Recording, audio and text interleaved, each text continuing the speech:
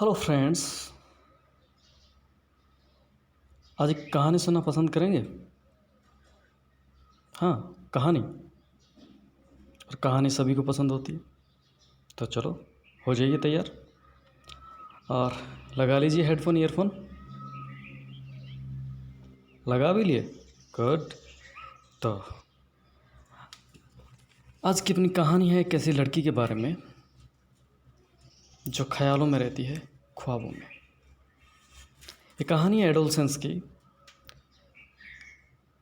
जो सपनों में रहते हैं, डे ड्रीमर, दिन में सपने देखने वाले, और दूसरे सपनों को कहे तो ख्याली पुलाव, ताश के महल बनाने वाले। एक लड़की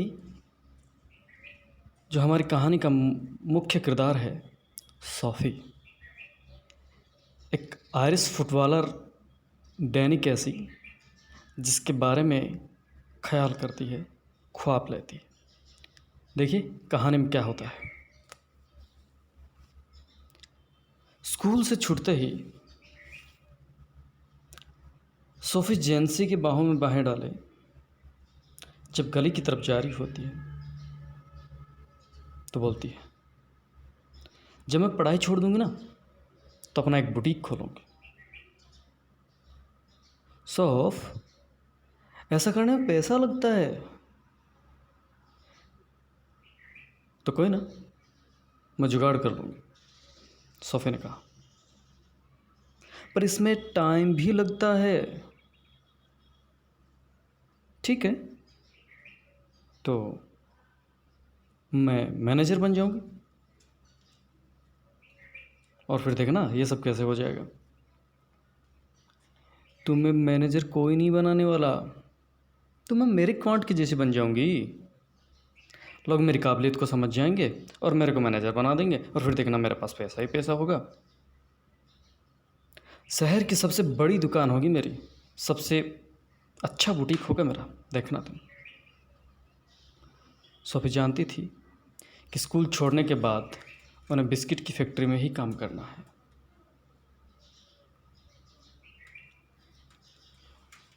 वो चाहती है कि सोफ़ी इस प्रकार की बातें ना करें। गली में दूर जाते हुए जॉन्सी ने सोफ़ी को कहा, सोफ़ी, स्कूल से अभी कुछ महीने बचे हैं और मैं चाहती हूँ कि तुम्हें थोड़ा समझदार हो जाना चाहिए। ऐसे नहीं होता, बुटीक खोलने में पैसा लगता है, तुम्हारे पापा तुम्हें ऐसा करने नहीं देंगे। अच्छा, तो फिर एक्ट्रेस? हाँ, इसमें बहुत पैसा है और साथ साथ में बुटीक भी रख लूँगी, क्योंकि एक्ट्रेस सारे दिन तो काम करते नहीं है।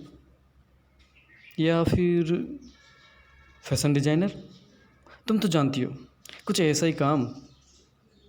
देखना एक दिन मेरे पास बहुत कुछ हो।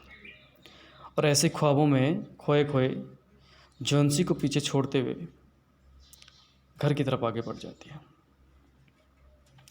जैसे घर में एंटर करती है, घर में स्टोव का धुआं फैला है। सोफ़ी के पिताजी बेंच पे बैठे सेफर्ड पाइप जल्दी जल्दी अपने मुंह में ठूस रहे हैं। छोटा डेरेक कुर्सी से लटका है, उसकी माँ जो सिंक पे झुकी हुई बर्तन साफ कर रही है। ये सब माहौल देखकर जब किसी ने उसको नोटिस नहीं किया तो जाके कुर्सी पर बैठ जाती है। कुछ समय बाद सोफ़ी बोलती है, जब मेरे पास बहुत पैसे होंगे ना तो मैं एक बुटीक खोलूँगी। उसके पिताजी ने कुछ ध्यान दिए बगैर, तुम्हारे पास अगर पैसे हो जाए ना तो तुम एक बढ़िया सा घर खरीद लेना, बड़ा एहसान होगा तेरा। सोफ़ी को बहुत बुरा लगा। सोफ़ी के पिताजी जो अभी भी काम से लौटे हैं उसकी तरफ ध्यान नहीं दिया। छोटे डेरेक ने अपने पिताजी से कहा, पिताजी, सोफ़ी को लगता है पैसे पेड़ के लगते हैं। सोफ़ी की माँ ने आह भरी। उसे पता चल गया था कि ये लड़की फिर से शुरू हो गई अपने ख्वाबों को बुनने में। अपने अनुकूल माहौल ना देखकर सोफ़ी अपने बड़े भाई जॉफ की तरफ चली जाती है, जो किसी दूसरे कमरे में अखबार को ज़मीन बिछाए मोटर बाइक के पुर्जों को ठीक करने में लगा है। स्कूल छोड़े हुए से 3 साल हो गए हैं और वो नया नया नौसिखिया है और मोटर बाइक ठीक करना जो सीख रहा है। जब उसके पास जाती है तो उस दौरान वो सोचती है अपने भाई के बारे में, क्योंकि वो खुद से खुद कभी कुछ नहीं बोलता, कभी बात नहीं करता और दोस्त तो बिल्कुल भी नहीं बनाता। वो अपने भाई के बारे में, उन सब रहस्यों के बारे में जानना चाहती है, क्योंकि वो खुलकर कभी नहीं बताता। वो उसकी सबसे बड़ी राज़दार होना चाहती है, उसके उन सारी चीज़ों के, उन रहस्यों के बारे में जानना चाहती है, क्योंकि जोफ कम बोलता है और उसे बुलवाना तो बिल्कुल वैसे ही है जैसे ज़मीन से पत्थर निकालना है। सोफ़ी इस बात से ईर्ष्या करती है। वो चाहती कि जोफ से सब कुछ क्यों नहीं बताता। वो भी चाहती है कि वो संसार के उन सारी जगहों पे जाए, उन सारी चीज़ों के बारे में जाने। वो दूर तक जाना चाहती है अपने भाई जोफ के साथ, जहाँ वो सीखने के लिए जाता है। दुनिया के हर एक पहलू के बारे में जानना चाहती है। ये सब सोच रही होती है, तभी वो उसके कमरे में पहुंचती है। सोफ़ी चाहती है कि वो अपने भाई के साथ मोटर बाइक पे बैठ के बाहर जाए। जब वो अपनी पीली पीली ड्रेस में बाइक के पीछे बैठी घूम रही होगी, ये सब कुछ देख रही होगी, तो पूरी दुनिया उसका इंतज़ार कर रही होगी, जयकार कर रही होगी उसके लिए। और वो भी चाहती कि वो सबसे मिले, सबको जाने। ये सब वो अपने भाई के साथ शेयर करना चाहती है, पर इस बीच वो भूल गई कि उसका भाई उसकी तरफ देख रहा है और वो उसे कुछ बुलवाना चाहता है। तभी सोफ़ी मैं डैनी केसी से मिली थी। कहाँ? कब? जोफ ने चारों तरफ देखा। इंटरेस्टिंगली वहीं आर्केड में, गलियारे में। नहीं, ये सच नहीं हो सकता। हाँ, मुझे भी यही लगा था। क्या तूने डैडी को बताया? उसने सिर हिलाया। नहीं, क्योंकि वो जानती है कि उसका भाई है जो उसकी बातों का पहला राजदार है। सब कुछ उसी के साथ सबसे पहले शेयर करती है। मैं इस पर विश्वास नहीं करता। मैं तो रोज़ खिड़की के पीछे के पास कपड़ों को देख रही थी, तभी कोई आया और मेरे पास आके खड़ा हो गया। मैंने घूम कर देखा तो कौन? डैनी केसी था। ठीक है, कैसा लग रहा था? ओह, कैसा कैसा लगता है? मेरा मतलब नज़दीक से कैसा लगता है? गुड, अच्छा लगता है। उसकी हरी आँखें हैं, जेंटल, उतना लंबा नहीं है जितना तुम समझते हो। और जानते हो, बिल्कुल वैसा ही है। उसने सोचा कि उसके दांतों के बारे में कुछ बताया, लेकिन उसने नहीं बताया।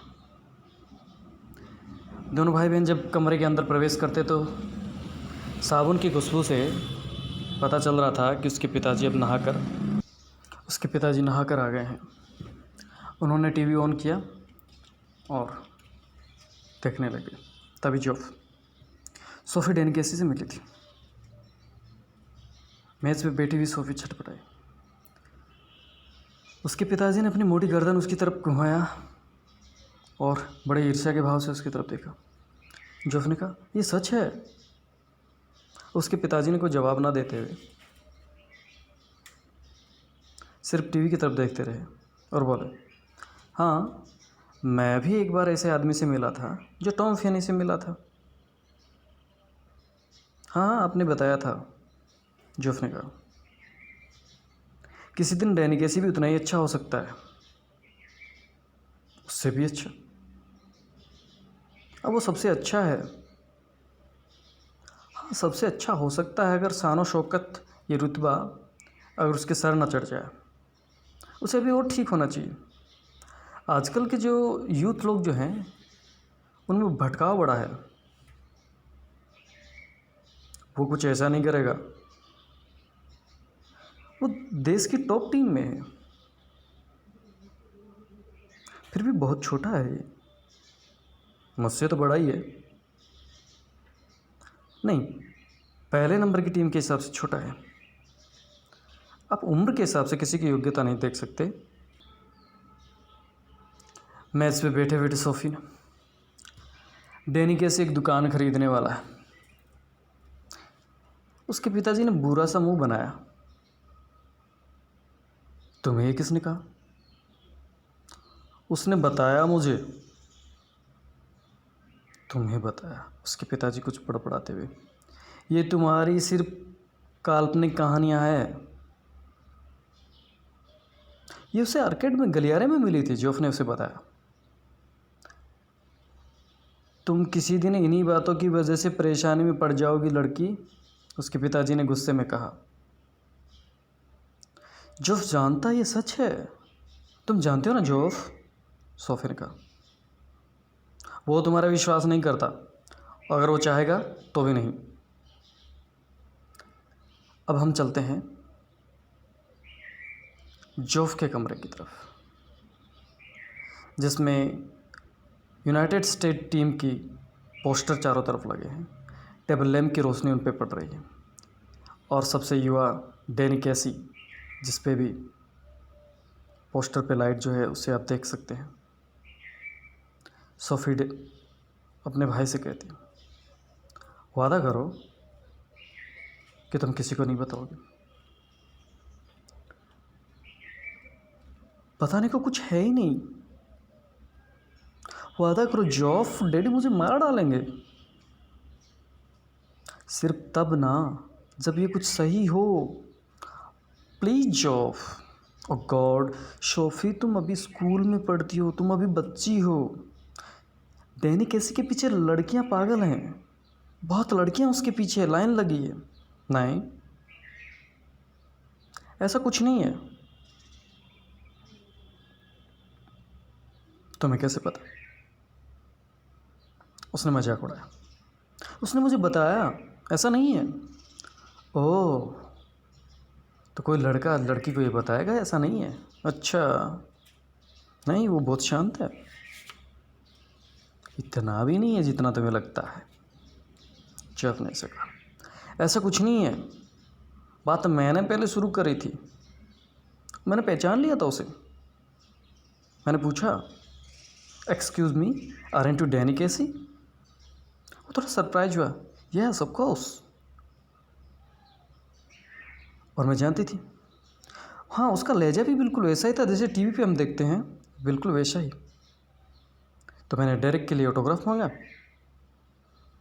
पर हमारे पास ना तो पेन था और ना ही पेपर, तो कोई मतलब नहीं रहा। फिर हमने थोड़ी सी बातें करी। हमने रॉयस विंडो के जो कपड़े हैं उनके बारे में बातें करी। अकेला ही था वो, आइलैंड से दूर से आया, अकेला ही लग रहा था मेरे को तो। फिर उसने मुझे कहा कि वो मुझे ऑटोग्राफ देगा। मैंने कहा हाँ मैं मिलूँगी, मैं उससे ज़रूर मिलूँगी। ये अब तक की सबसे अजीब बात है मैंने जो सुनी है। मैं यकीन नहीं करता। जोफ ने अपनी जैकेट जो आकृति विहीन हो रखी है, बेढंगी बेतरतीब हो रखी है, उसको अपने हाथों में घुसाया और चल दिया। सोफ़ी चाहती थी कि उसका भाई अपने अपीयरेंस पे, अपने कपड़ों पे ज़्यादा ध्यान दे। वो जानती है कि उसका भाई दिखने में ठीक ठाक है, सुंदर है, भाई थोड़ा कपड़ों पे भी ध्यान दो, ऐसा वो कहना चाह रही थी। शनिवार को यूनाइटेड स्टेट का जो मैच होता है, सोफ़ी के परिवार के लिए तो एक तीर्थ यात्रा की भांति है। डेरेक अपनी माँ और सोफ़ी के साथ नीचे की तरफ थे।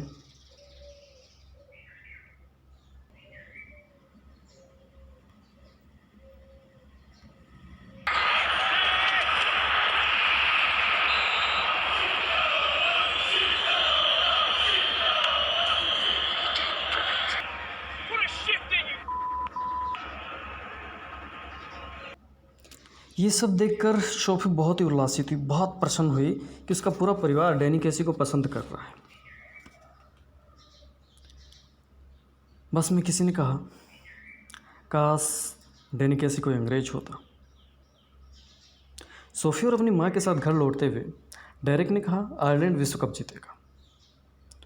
उसके बापू पहले ही मैखाने जश्न मनाने को चले गए थे।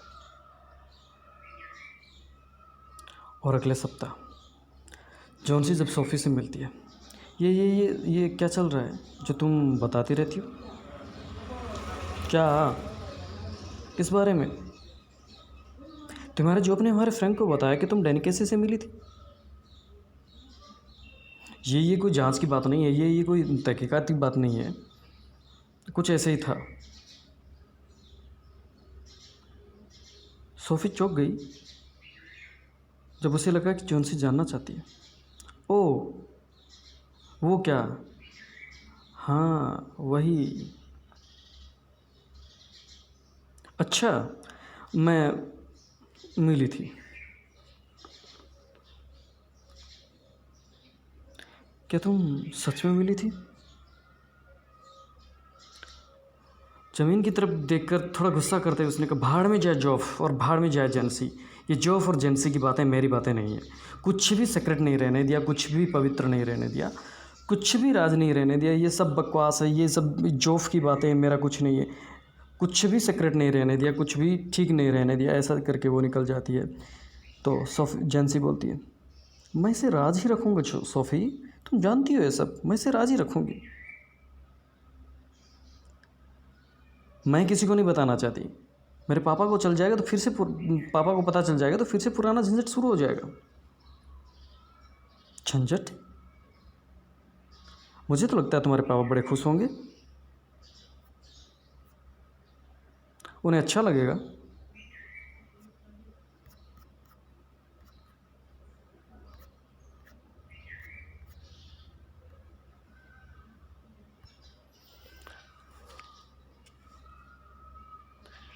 तब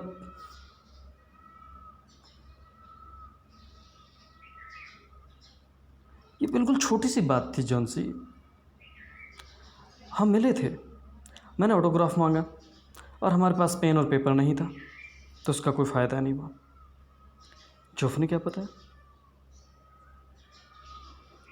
हे भगवान, काश मैं भी वहाँ पर होती। तुम्हारे पापा इस बात पर विश्वास नहीं करना चाहते।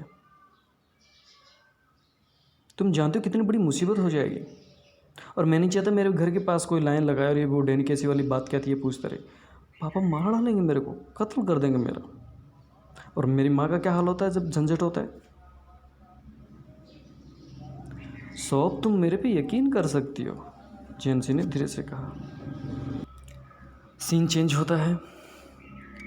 सोफ़ी उस जगह पे है जहाँ पर लवर्स अक्सर आकर बैठते हैं। तालाब वाली वो जगह जहाँ पेड़ों के नीचे लवर्स बैठते हैं, वहाँ पर जो बचपन में कभी खेली थी।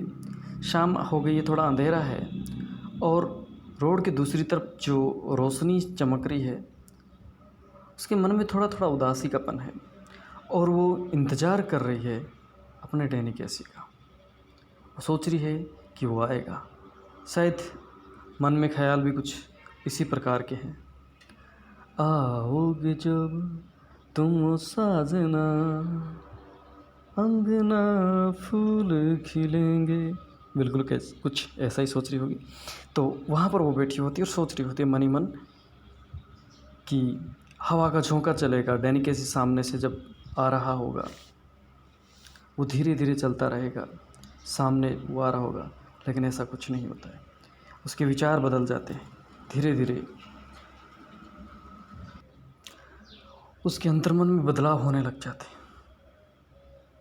अब उसकी प्रतीक्षा का कोई मतलब नहीं रह जाएगा। उसे पता है कि डैनी कैसी नहीं आने वाला है। वो मन ही मन दुखी होती है। उसे पता है जब जोफ को इस बात का पता चलेगा कि वो उसे नहीं मिला, वो धड़ाम से दरवाज़ा बंद करके भाग जाएगा और उन्हें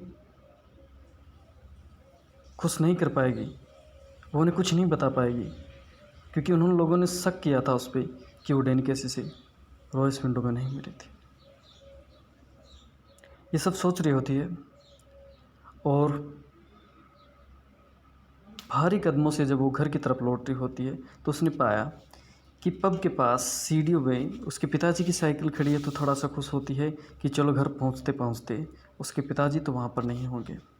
और एक बार फिर वो रॉयस विंडो की उस इमेज को, उस कल्पना को, उन विचारों को, अपने ख्वाबों को लेती है और मन ही मन सोचती है, excuse me, aren't you Danny कैसी?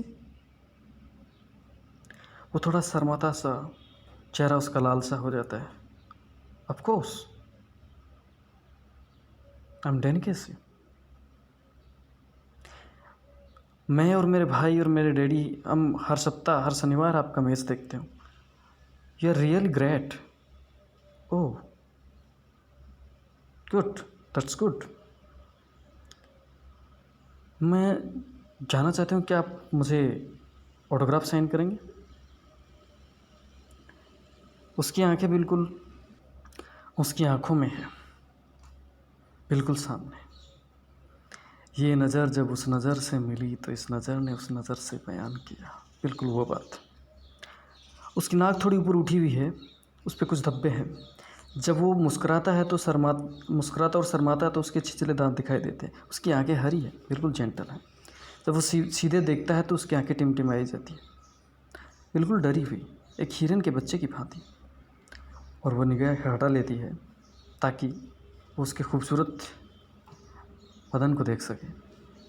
फिर वो दोबारा उसे देखती है और वो कहता है, लगता है मेरे पास पेन नहीं है। और उसे भी लगता है कि उसके पास भी नहीं है। उसने कहा, मेरे भाई दुखी होंगे जब उनके लिए कोई ऑटोग्राफ नहीं लेके जाऊंगी। उसकी आवाज़ मधुर है, सौम्य आँखें, उतना लंबा नहीं है वो, और ना ही जॉब के जैसा है। वो मुफट नहीं है, बिल्कुल भोला भाला, प्रतिभा संपन्न व्यक्ति, महान डैनी कैसी। और अगले शनिवार फिर वो गेंद के पीछे मंडराता है। पूरा ग्राउंड कोलाहल से हो जाता है, सब खुश होते हैं। एक धमाकेदार आवाज़ के साथ गोल होता है और ये गोल क्या था, डैनी कैसी। और इस प्रकार अपनी कहानी का अंत होता है। आई होप ये कहानी आपको पसंद आई होगी, तो कमेंट करके मुझे ज़रूर बताएं। सब्सक्राइब आपको करना ही है अगर आप और कहानियाँ सुनना चाहते हैं। उम्मीद करता हूँ कि इस प्रकार की कहानियों के लिए आप मुझे कमेंट बॉक्स में ज़रूर बताएंगे, लाइक करेंगे, शेयर भी करेंगे। Thank you.